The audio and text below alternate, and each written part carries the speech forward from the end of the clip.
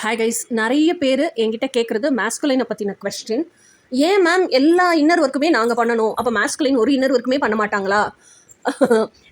ஏன் மேம் எல்லா கஷ்டமே பெண் மட்டும் பெயின் எல்லாம் அண்டர்கோ பண்ணணும், மேஸ்குலைன் அவன் எங்கே இருக்கானோ அங்கே அவன் வேலையை பார்த்துட்டு அவன் இருக்கிற சூழ்நிலையில் அவன் யார் கூட இருக்கானோ அவங்களோடலாம் ஹாப்பியாக தானே இருக்கிறான் அப்படிங்கிறதா நிறைய ஃபெமினைன் என்கிட்ட கேட்குறீங்க. பட் நம்ம நினைக்கிறது ஏன்னா நான்லாம் வந்து என்னோட ட்வின் ஃப்ளேம் யாருன்னே எனக்கு 2023 ஜூன் வரைக்கும் தெரியாது. அதாவது ஜூனுக்கு முன்னாடி நம்ம மே வரைக்கும் தெரியாது, ஜூனில் தான் தெரியும். ஓகேயா? ஸோ நான் அப்போல்லாம் யோசிச்சிருக்கேன், ட்வின் ஃப்ளேம் பிறந்திருக்கானா பிறக்கலையா, ஒரு விரக்தி ஸ்டேஜில் எப்படி ஆயிட்டேன்னா உண்மையிலேயே இந்த ட்வின் ஃப்ளேம் கான்செப்ட் எல்லாம் உண்மைதானா இல்லை நம்ம மற்றவங்க பேசுகிற கதைகள் எல்லாம் கேட்டு கேட்டு ஒரு மேன்மேட் கான்செப்ட் நிஜம்னு நினச்சி நம்பிக்கிட்டு இருக்கிறோமா அப்படின்னு எல்லாம் இதெல்லாம் சயின்டிஃபிக்காக நம்மளாம் வந்து தேடி தேடி நமக்கு ஒரு விஷயம் பிடிச்சிருக்குன்னா அதுக்கு காரணங்களை கண்டுபிடிச்சி கதைகளை கண்டுபிடிச்சி நம்மளே அதை வந்து இது இப்படி தான் அப்படின்னு உருவாக்கி நம்பிக்குவோம்ல, அந்த மாதிரி நம்பிக்கிட்டு இருக்கோமா அப்படின்னு எல்லாம் எனக்கு பயம் வந்துருச்சு.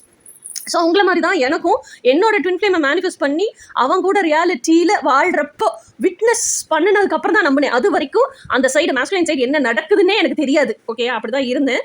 ஸோ ஆனால் நம்ம நினைக்கிற மாதிரி கிடையாது. மேஸ்குலைன் சைடு வந்து என்ன சொல்கிறது, நம்மளாச்சும் என்னோட மேஸ்குலைன் எல்லாம் எடுத்துக்கிட்டோன்னா ரொம்ப யங் ஏஜ்ல இருந்தே he is doing inner work தான். ஆனால் அவங்க எப்படின்னா இன்னர் ஒர்க் எல்லாம் மேட்ரிக்ஸில் தான் செய்வாங்க.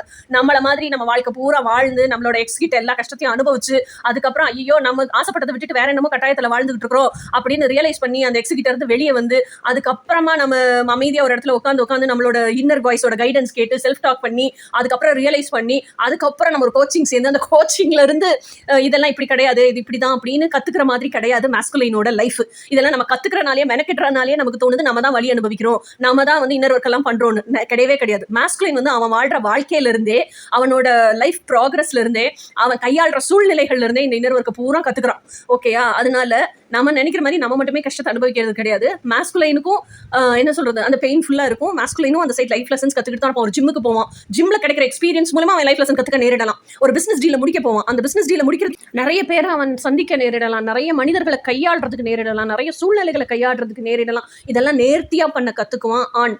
ஓகேயா? இப்படிதான் மேஸ்குலைன் வந்து எர்த்லி மேஸ்குலைன்ல இருந்து சோஷியல் கண்டிஷனிங்ல இருந்து அவங்க அம்மா வளர்த்த கைப்புள்ளையா இருக்கிறதுல இருந்து ஒரு ஆணாக மாறுறதுக்கு கத்துக்குவான். அதாவது ஒரு ஆண் வந்து 23 வயசுலயே ஆண் மேன் ஆகுறதுக்கும் ஒரு ஆம்பளை வந்து 40 வயசுலயும் இன்னும் ஒரு பாயா இருக்கிறதுக்கும் நிறைய டிஃப்ரென்ஸ் இருக்கு இல்லையா? There is lots of difference.